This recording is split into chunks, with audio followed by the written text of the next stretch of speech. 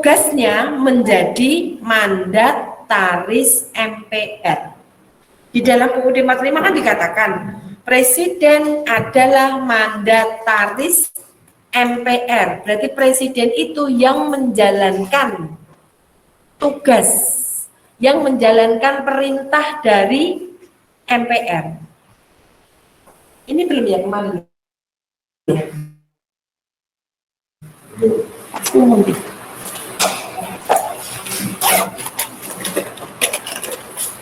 Yang di rumah saya mau nulis kira-kira kelihatan, kalau nggak kelihatan bilang ya.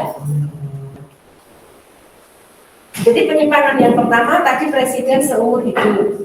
Jelas ini rasa duit perpanjang seumur hidup. Kemudian yang kedua, kelihatan nggak yang di rumah tulisan saya terlalu ke atas ya?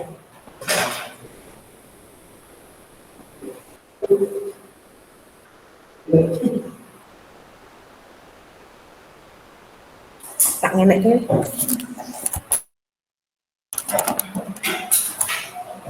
Kita tahu. Sudah, Bu. Makanya nanti mau difotokan. Sudah, Bu. Oh ya, yang paling yang nggak kelihatan cuma yang di atas. Nah, kita harus kita apa? Sudah, Bu. Bisa jengat saya. Tentukan MPRS dan DPAS. Ada S-nya itu lumrah.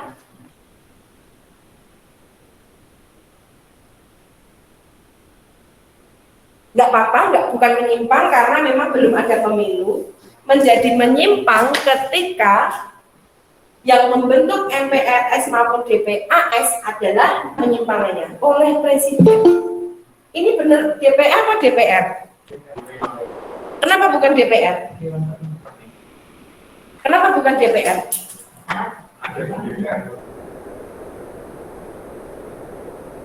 Karena DPR sudah ada. DPR sudah dipilih melalui pemilu September memilih DPR, Desember memilih Badan Konstituante. Badan Konstituantenya sudah dibubarkan saat dekret presiden, sehingga kita masuk ke masa demokrasi terpimpin Orde Lama. Jadi presiden DPR-nya kan masih ada.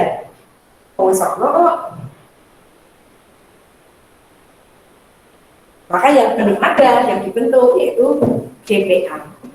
Nah, menjadi menyimpang pernyataan ini ketika yang membentuk baik MPRS maupun DPAS adalah presiden.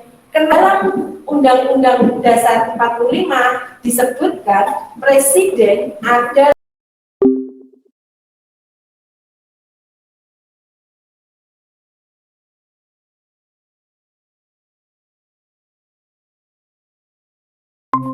MPR yang menjalankan tugas, yang menjalankan mandat dari MPR. Berarti kalau kita boleh bilang kasarnya, presiden adalah pembantunya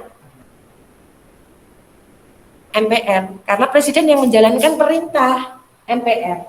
Tapi kalau anggota MPR-nya dipilih presiden, diberhentikan oleh presiden, kira-kira bagaimana yang terjadi? Takut nggak MPR terhadap presiden? Takut dipecat, takut diberhentikan. Kalau kasih tugas yang berat-berat misalnya. Sehingga yang terjadi kemudian ketika anggota MPR yang membentuk, yang terjadi bukan presiden mandataris MPR, tapi MPR mandataris presiden. Jelas di situ penyimpangannya. Terus kalau itu MPR, DPA S ya, DPA tugasnya apa sesuai Undang-Undang Dasar 45?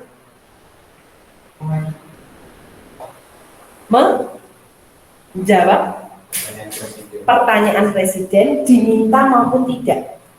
Jadi kalau presiden punya masalah, punya pertanyaan, punya kendala, punya persoalan, lari ke DPA, minta nasihat, aku kudu piye, gitu misalnya.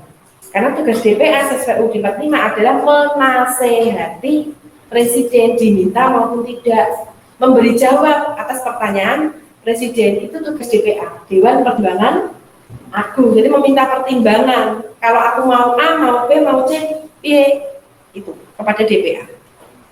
Nah, di sini DPA yang tugasnya menasehati presiden dibentuk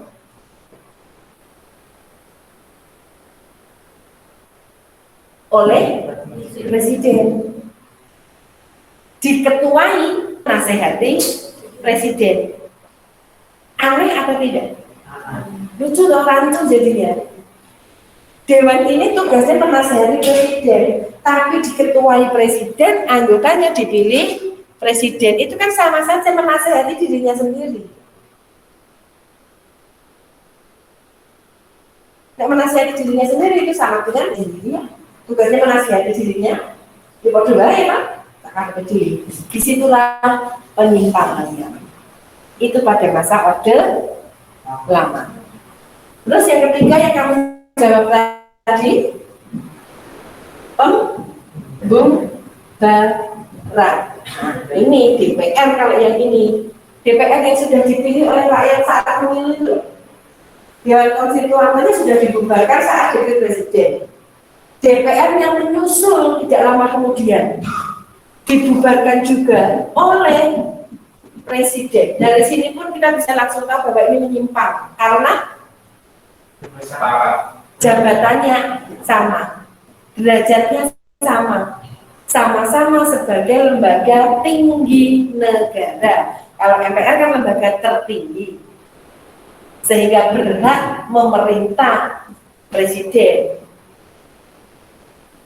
Karena presiden mandataris MPR, karena dia lebih tinggi, ini lembaga tertinggi. Tapi kalau DPR, presiden, DPA, MA, BPK itu lembaga tinggi negara, sehingga kedudukannya sejajar, tidak bisa saling mengeluarkan, menjegal, tidak bisa saling mengeluarkan, tidak bisa. Ini. Terus sebagai gantinya setelah DPR pilihan rakyat melalui pemilu itu dibubarkan oleh presiden, presiden membentuk, kemudian membentuk DPR baru, namanya DPRGR, DPR gotong royong. Padahal ini wakil rakyat loh, tapi anggotanya dipilih, diangkat oleh presiden. Mudah nggak? Untuk menggantikan DPR yang tadi dibubarkan. Presiden yang memilih sendiri anggota DPR tanpa pemilu. DPR ya. Memang ya.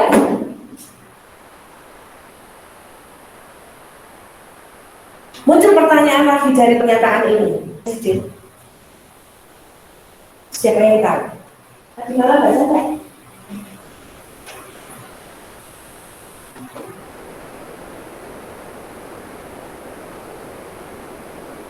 Dia bisa menjawab. Maksudnya yang mau menjawab. Nah, kok orang yang sekolah? Mengeluarkan penetapan presiden. Apa penetapannya? Karena tidak boleh melakukan perubahan. Saat membuat penetapan presiden sendiri, sebenarnya penetapan presidennya itu sudah sebagai yang pertama dan harusnya melibatkan DPR, tapi presiden tidak melibatkan DPR. Nah, apa penetapan presiden itu tentang itu yang belum jawab dong? Perlu tidak? RAPBN yang tidak melibatkan DPR. RAPBN kayak proposal gitu ya berarti ya kalau kita ya, kalau kalian ya di ASIS. Rancangan anggaran pendapatan belanja negara itu dikemukakan oleh presiden. Presiden mau apa saja, mau merencanakan bangun apa saja, mungkin mau bangun jalan tol misalnya, dari Sabang sampai Merauke misalnya. Sekarang kan baru jalan Jawa ya, Trans Jawa, nanti Sumatera, Kalimantan sampai kapal Papua gitu misalnya. Nah, diajukan kepada DPR, kira-kira kalau mau bangun jalan tol, setuju nggak? Setuju, karena itu memang penting, misalnya gitu. Misalnya, bangun rumah sakit, oke, boleh, karena memang sekarang dibutuhkan karena pandemi. Dan sudah jadi endemi sekarang ya, kita harus berdamai dengan musuh kita. RAPBN, itu diajukan oleh Presiden. Nah, RAPBN yang diajukan oleh Presiden itu dikemukakan oleh pidato Presiden tanggal 17 Agustus tahun 59. Jadi, tadi kan ada dekret Presiden yang mengubah Indonesia meninggalkan demokrasi liberal masuk ke demokrasi terpimpin. Dekret Presiden 5 Juli 59 Juli ya. Nah, sebulan kemudian kan kita setiap ulang tahun kemerdekaan kan Presiden pasti pidato loh. Pidato kenegaraan Presiden yang tidak pernah kamu lihat itu loh. Kalau zaman Orde Lama, zaman Pak Karno dulu, pidato Pak Karno itu pasti dinanti-nantikan. Mereka yang sedang di hutan, di kebun, di sawah, ketika ada jadwal pidato Pak Karno, mereka pasti pulang untuk mendengarkan. Pas, meskipun hanya melalui radio Gagas, paling nanti diulang lagi di YouTube juga ada. Ini mulai dibalik. Saat memperingati Hari Kemerdekaan, ini tentang people Uzbek.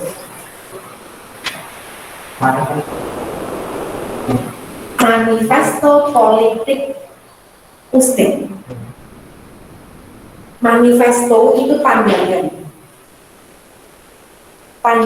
politik, sikap politik bahasa Indonesia yang menjadi apa namanya ya, yang menjadi tujuan dari pemerintah undang-undang sosialisme Indonesia,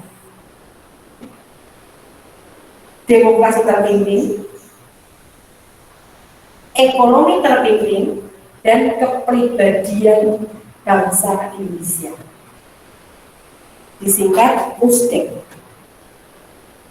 Uzbek. Manifesto politik ya, Manipol Uzbek. Nah, ini adalah inti dari pidato Presiden tanggal 17 Agustus tahun 59. Terus pidato ini yang kemudian dijadikan sebagai RADP,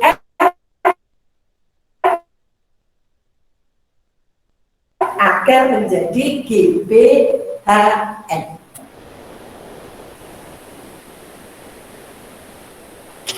Tapi oleh DPR ditolak, tidak disetujui RAPBN ini. Kenapa? Karena kan 45 demokrasi terpimpin katanya. Nah, kita kan sudah punya sila keempat, kerakyatan. Demokrasi itu kan dari rakyat untuk rakyat, oleh rakyat, toh. Nah, di sila keempat kan sudah dijelaskan kerakyatan yang dipimpin oleh hikmat kebijaksanaan dalam permusyawaratan, permusyawaratan melalui perwakilan yang ada di DPR sama. Tapi di sini kok demokrasi terpimpin oleh siapa? Presiden pastinya, toh. Sehingga melanggar, menyimpang. Termasuk ekonomi terpimpin ini juga menyimpang ini. Karena pasal 33 kalau tidak salah menjelaskan perekonomian disusun atas KN. Mungkin problemnya ya apa ya? Terus PKN harusnya apa? Sebenarnya itu kan apa ya? Suhunya keluarga negara. Apa tapi dia ini pura-pura. Nah, itu yang terjadi sehingga karena nggak setuju.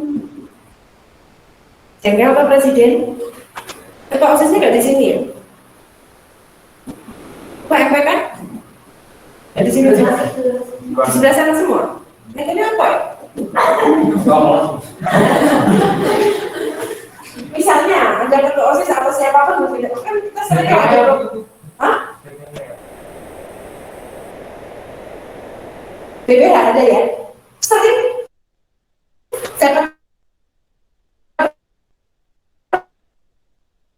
Proposal dari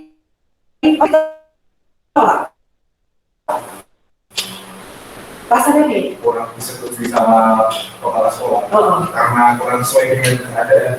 Ini kan kamu sebagai presiden membubarkan DPR karena proposalnya nggak disetujui. Cabai lah, tak cilik.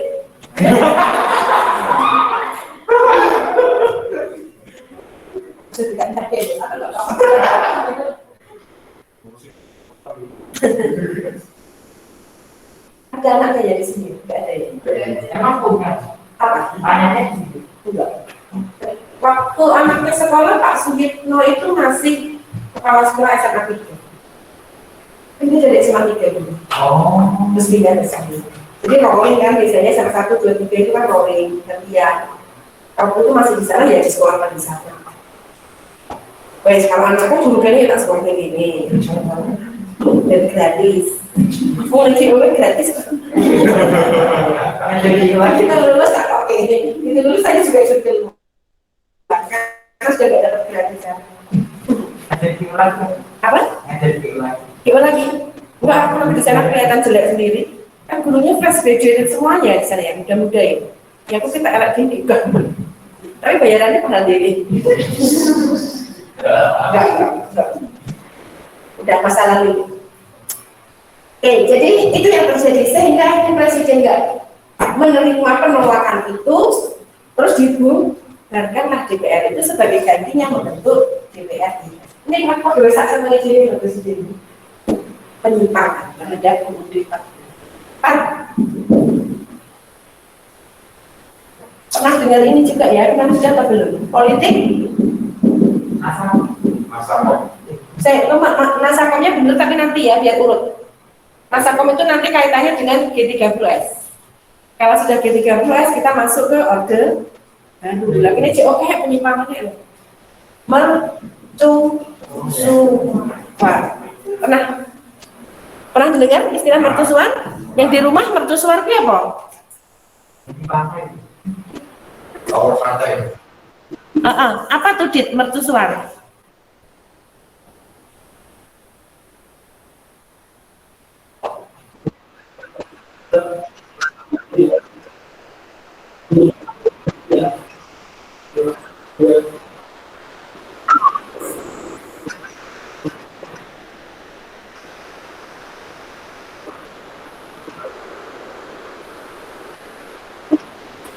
Jelas nggak?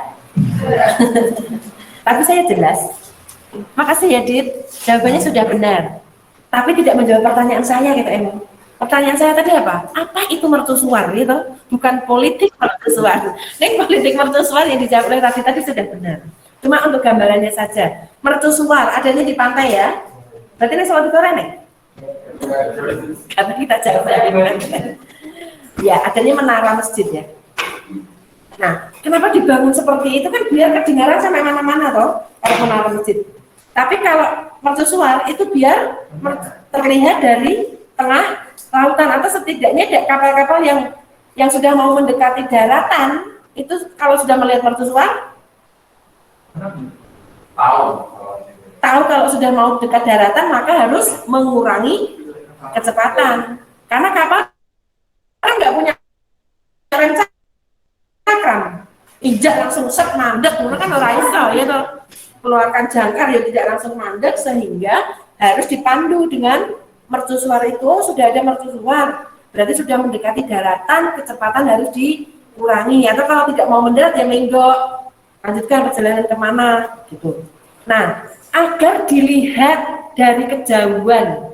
Nah, kalau politik mercusuar itu berarti seperti jawaban tadi dibangunnya sarana prasarana dan fasilitas-fasilitas umum agar Indonesia dipandang sebagai negara yang hebat, unggul. Dibangun sarana-sarana prasarana yang megah, mewah, agar Indonesia itu keren di mata internasional. Itu maksudnya mercusuar, biar tidak dipandang sebelah mata. Sehingga dibangunlah dalam rangka politik mercusuar ini Monas yang dari emas 24 karat, kan mahal tuh kalau 24 karat. Perhiasan yang kita pakai itu 22 karat. Bahkan ada yang katanya emas muda itu cuma berapa karat di biasa.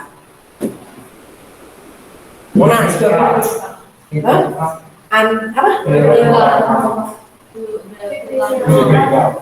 GBK. Dulu namanya masih Senayan ya. Gelora Senayan, Stadion Senayan. Sekarang namanya juga menjadi Gelora Bung Karno GBK. Tugu Selamat Datang. Bangunan-bangunan yang mewah dan megah.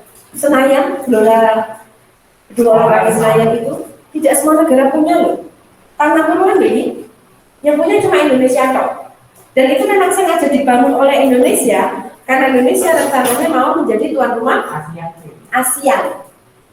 Bukan SEA. Kalau SEA itu berarti hanya Southeast Asia, Asia Tenggara toh. Tapi kalau ASEAN jangkauannya lebih luas. Karena dari Indonesia menjadi tuan rumah itu dipercaya oleh masyarakat internasional lama. Politik mercusuar. Salah atau tidak? Ini pernyataan ini, pembangunan ini. Kalau nggak disetujui salah. Nggak ada dibilang setuju atau tidak? Nggak disebut di sini. Ini benar atau salah? Pembangunan ini sebetulnya tidak salah. Ya toh, kalau kita mau jadi tuan rumah, harus bangun ini. Kalau inflasi, Salahnya kan masih belum stabil keadaan ekonomi Indonesia, masih dilanda inflasi. Inflasinya berapa persen? Ini kita pakai di sana. 650% bahkan. Jadi 600 sampai 650%. Itu hiperinflasi namanya, ya kan? Jadi tidak hanya inflasi tapi hiperinflasi yang melanda Indonesia pada masa Orde Lama. Sementara pemerintah malah membangun II. 650% itu parah enggak? Separah apa? Saya ceritakan enggak kemarin minggu lalu? Inflasi yang melanda Indonesia tahun 98 itu berapa persen? Hari ini kita masih inflasi loh ya. Dan itu masih merupakan dampak dari inflasi tahun 98. Jadi tahun 98 itu kita mulai mengalami krisis moneter, awalnya Krismon. Dari Krismon lanjut ke krisis ekonomi akhirnya. Jadi keuangannya krisis, akhirnya kan krisis di bidang perdagangan, perbankan, segala macam yang menyangkut perekonomian, akhirnya menjadi krisis ekonomi. Pemerintah nggak mampu mengatasi, akhirnya muncul krisis kepercayaan terhadap pemerintah. Terus pemerintah dituntut untuk mundur, krisis politik, krisis sosial, krisis hukum, dan krisis yang lain hanya merembet sampai hari ini. Krisis masih terus terjadi di Indonesia. Berangkat dari krisis moneter tahun 98, itu kata ahli ekonomi, prosentasenya hanya 80% saja. Tahun 98 kita krisis itu, inflasi itu angkanya mencapai 80%. Ini 650%. Kamu bisa bayangkan menjadi seperti apa? Gambarannya ya, tahun 98 itu anak saya yang besar, lahiran 95 anak saya yang besar, tahun 97 2 tahun dia lepas ASI. Jadi saya kasih ASI sampai 2 tahun saja, sesuai dengan anjuran pemerintah katanya itu. Terus habis 97 saya kasih susu formula. Saya ambil susu Denko, waktu itu saya pilih Denko, kenapa? Karena di warung ada. Jadi tidak perlu harus ke toko besar kalau habis tiba-tiba malam-malam langsung di Parung aja ada, murah. Nah, saya beli waktu itu satu kotak kecil, ukuran berapa ya, 200 gram kalau nggak salah, itu cuma 2.500 harganya. Saya ini satu saset nih, 5.000 gitu ya, ini 2.500. Nah, tahun 97 masih aman. Setahun kemudian, tahun 98, kita mulai dilanda krisis, harga ini naik menjadi 10.000. Jadi naiknya berapa persen? 400% ketika inflasi berada di angka 80%. Nah kalau ini 600%, ini udah dipilih. Cek, cahit pak. Nah, mampu nggak masyarakat beli? Nggak mampu. Akhirnya kemiskinan meraja, lelang. Pemerintah kasih subsidi? Enggak, karena untuk bangun itu penyimpangan. Jadi prioritas pemerintah bukan rakyat yang sedang membutuhkan, tapi malah ego pemerintah di mata internasional. Itu yang dikatakan sebagai penyimpangan pemerintah Orde Lama dengan politik mercusuar. Yang di rumah jelas ya. Terus penyimpangan berikutnya yang kelima, konfrontasi.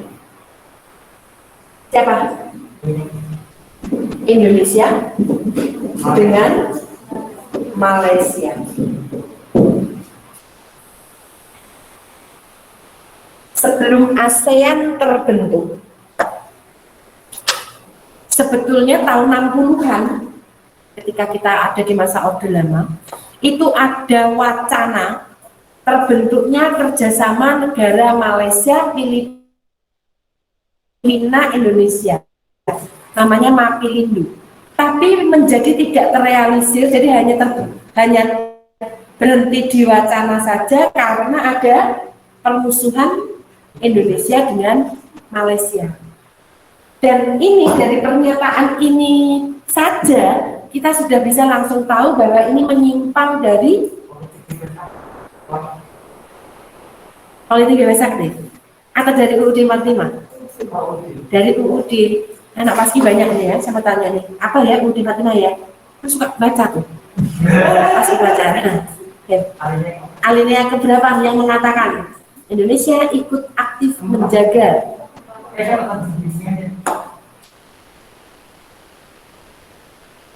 apa kan?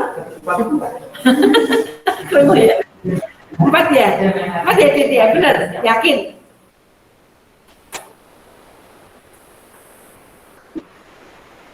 Iya, ikut serta menjaga perdamaian dunia nih ya. Dan itu kan sudah dibuktikan dengan pengiriman misi Garuda tuh.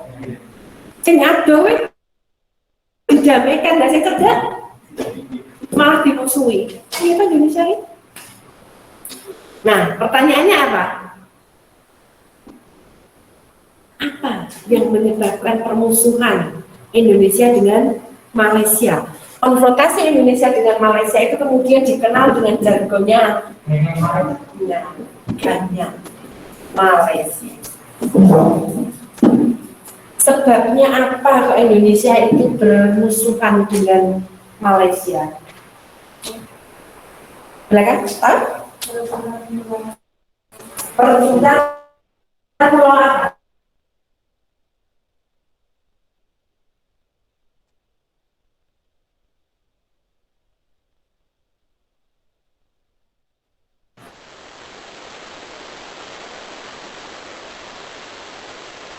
Sabar.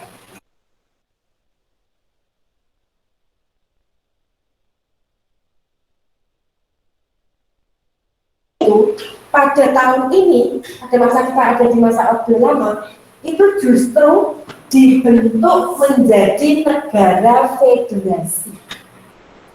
Kalau nanti perebutan pulau antara Indonesia dengan Malaysia, itu yang direbut itu kira-kira pulau Sipadan, Ligitan, Ambalat, Terus apalagi itu yang terakhir ini diperbutkan, itu sudah masa Orde Baru sampai reformasi.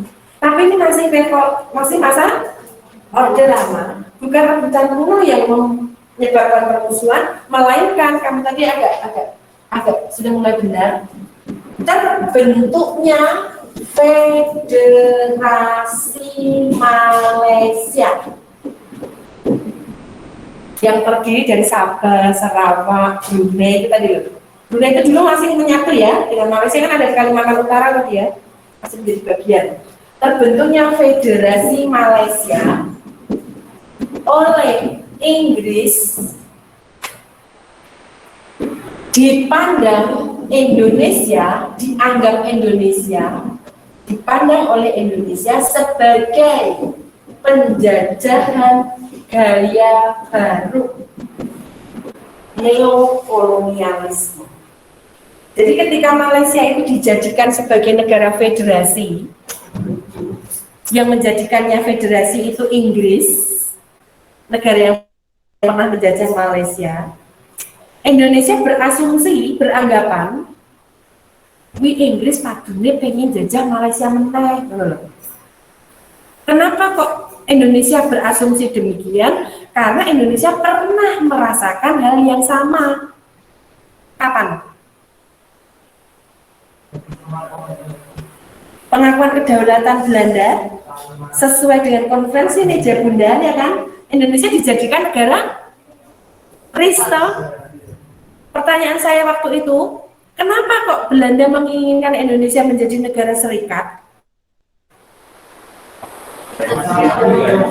Dipecah belah tuh berarti toh, agar mudah dijajah lagi oleh Belanda. Lah saiki Malaysia juga diperlakukan yang sama oleh Inggris, dijadikan sebagai negara federasi terdiri dari banyak negara bagian. Indonesia berasumsi paling pengen dipecah belah oleh Inggris. Paling Inggris ingin memecah belah lagi untuk bisa menjajah lagi. Nah, terus kalau nanti Inggris sudah ada di Malaysia, Malaysia dan Indonesia itu jejer. Pasti Inggris pengen masuk ekspansi ke Indonesia.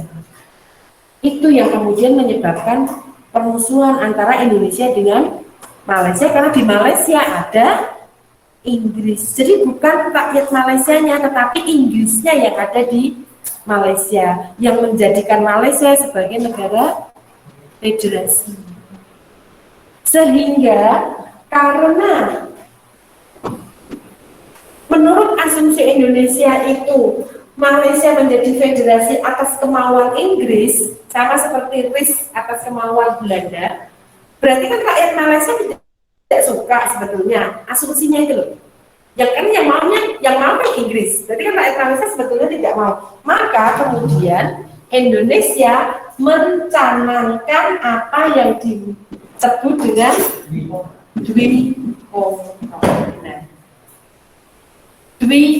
dua berarti ya, dua komando rakyat. Aku tuh bingung nulisnya. Dua komando rakyat dalam rangka konfrontasi ini isinya satu, terhebat, benar? Halaman berapa di bukumu? Ada ya? Pertahanan Indonesia atas Malaysia. Kenapa? Karena di sana ada Inggris, maka kita harus memperhebat kekuatan agar mampu menghadapi Inggris. Ini yang pertama. Bikora yang pertama, perhebat pertahanan bangsa Indonesia untuk menghadapi Malaysia, untuk menghadapi Federasi Malaysia. Yang kedua, karena kita berasumsi bahwa rakyat Malaysia itu sebetulnya tidak suka seperti Indonesia yang tidak suka pada saat menjadi RIS, maka rakyat Malaysia itu harus dibantu. Bantu perjuangan rakyat Malaysia. Karena mereka itu sebetulnya nggak mau, maka harus dibantu. Ini Bikora. Jargonnya ganyang Malaysia, tapi sebetulnya Inggris yang dimaksud di situ. Udah. Nah, terus jelas sampai di sini? Jelas nggak? Jelas ini? Jelas ya, teman-teman kalau ini mengerti betul. Penyebab konfrontasi yang berikutnya adalah terpilihnya Malaysia. Ya, terpilihnya Malaysia sebagai anggota apa nih? Anggota tidak tetap Dewan Keamanan PBB. Tapi kok sampai sana ya? Terpilihnya Malaysia sebagai anggota tulisanku naik sebagai anggota tidak tetap Dewan Keamanan PBB. Indonesia berpikiran seperti ini. Apakah kontribusi Malaysia untuk PBB? Kok Malaysia yang dijadikan sebagai anggota tidak tetap, menjadi anggota tidak tetap Dewan Keamanan PBB itu kehormatan ya, itu prestasi sebuah negara di mata internasional. Nah, tentu saja yang dipilih untuk menjadi anggota Dewan Keamanan PBB kan negara-negara yang punya prestasi. Nah, emang prestasi apa yang didapat Malaysia? Kok orang Indonesia? Padahal Indonesia kontribusinya besar loh. Apa? Misi Garuda kan kemarin berhasil mendamaikan krisis Suez. Lah kok malah orang Indonesia, kok malah Malaysia yang diangkat? Jadi Indonesia untuk cemburu gitu kan terhadap Malaysia, sehingga itu memperparah konfrontasi Indonesia dengan Malaysia. Jadi kita kiri gitu dengan Malaysia. Terus akibat lebih jauhnya, dampaknya adalah Indonesia keluar dari PBB. Letus ke PBB Indonesia, betul ya? Nah, kalau sudah keluar dari PBB, berarti kan Indonesia sudah menjadi anggota PBB. Indonesia menjadi terkucil dari dunia internasional, kan dikonco Indonesia, karena semua kan anggota PBB. Nah, kita tidak menjadi anggota PBB, kan kita dikucilkan. Nah, untuk mengatasinya Indonesia membentuk sebuah kekuatan baru, namanya NEVO, New Emerging Forces. Di buku ada nggak? Buku. Jadi setelah Indonesia keluar dari PBB, akan memutuskan untuk keluar dari PBB, Indonesia terkucil dari dunia internasional. Indonesia membentuk sebuah kekuatan baru, namanya NEVO, untuk menyaingi kekuatan lama yang sudah lebih dulu ada. Negara-negara old devo, old, negara-negara yang sudah lebih dulu, sudah lama, seperti Inggris, Prancis, Amerika, itu kan negara-negara yang sudah kece zaman kolonialisme. Nah, kita menyaingi mereka sehingga menyebutkannya menjadi NEVO. Nah, ketika Indonesia keluar dari PBB dan terkucil di mata internasional, Indonesia juga dibatalkan sebagai tuan rumah ASEAN Games. Padahal wis kasih bangun. Sehingga kemudian Indonesia ngajak KDW, pesta olahraga yang diikuti hanya oleh negara anggota NEVO, kan Indonesia pertandingan atau perlombaan baru namanya Games of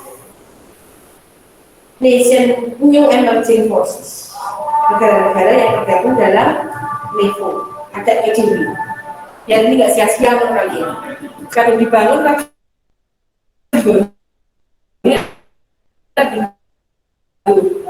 dengan Malaysia, dampak lebih jauhnya adalah Indonesia keluar dari PBB dan terbentuknya NEVO. Indonesia terkucil dari dunia internasional. Terus masih ada 6, itu aksi sepihak PKI. Ini juga bentuk penyimpangan pemerintah Indonesia terhadap UUD 45. Yang ketujuh, barulah kita lihat NASACOM, Yang 8 gerakan 30S 1965. Yang ini sudah kita singgung pada saat kita membahas gerakan separatis, benar tidak? Ada maju movement, ada G30S. Berarti ini kita nanti bisa lompati ya. Baca lagi nanti. Nah, yang akan kita bahas minggu depan itu ini. Aksi sepihak PKI dan Asakom. 1 sampai 7 sampai 8 ini penyimpangan pemerintah Orde Baru, kegagalan pemerintah Orde Lama. Tapi kita juga tidak bisa menutup mata bahwa pada masa Orde Lama ada prestasi yang dicapai oleh pemerintah, yaitu perjuangan membebaskan Papua. Namanya waktu itu masih Papua ya, karena masih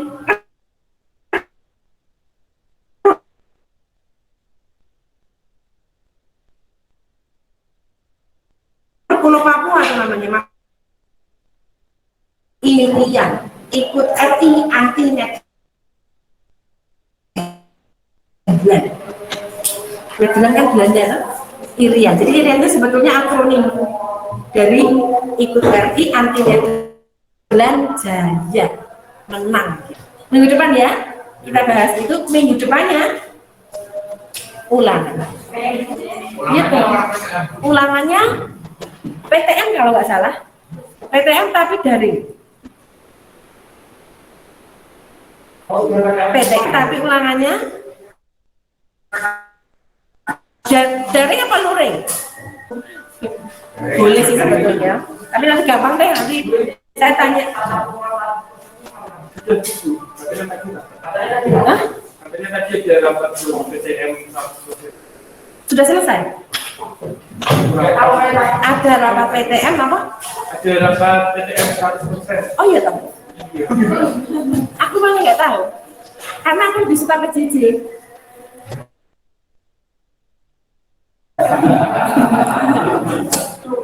Lebih nyaman di rumah sambil rebahan itu juga. Pura-pura izin sebentar, padahal dilasi. Masa juga kan? Enggak sih. Lebih suka PTM saya karena kalau PJJ itu nggak jelas itu loh, kayaknya kamu jelaskannya kurang puas saya. Iya, antara PTM dan PJJ lebih enak mana?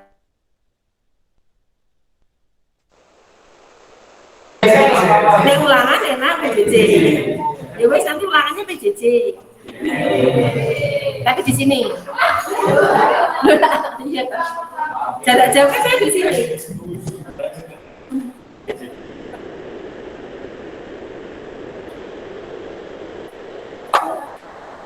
Memang kenapa kalau ulangannya PJJ bisa buka memang? Bisa buka kan ya? Kelamaannya. Iya, makanya saya bilang itu anak-anak itu juga percuma deh kayaknya open book malah orang naik di buku. Makanya saya kan selalu bilang yang saya jelaskan itu yang tidak ada di buku. Nek wis ana ning buku lah kenapa harus dijelaskan? Kan iso maca dhewe.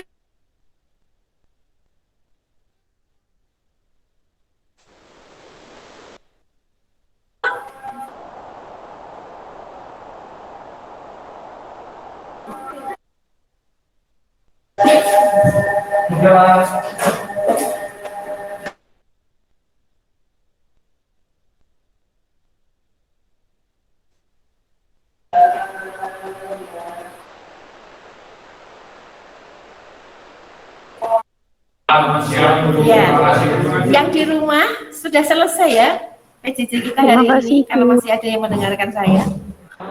Terima kasih Bu. Ya, semoga bermanfaat. Selamat siang Bu, terima kasih Bu. Selamat siang.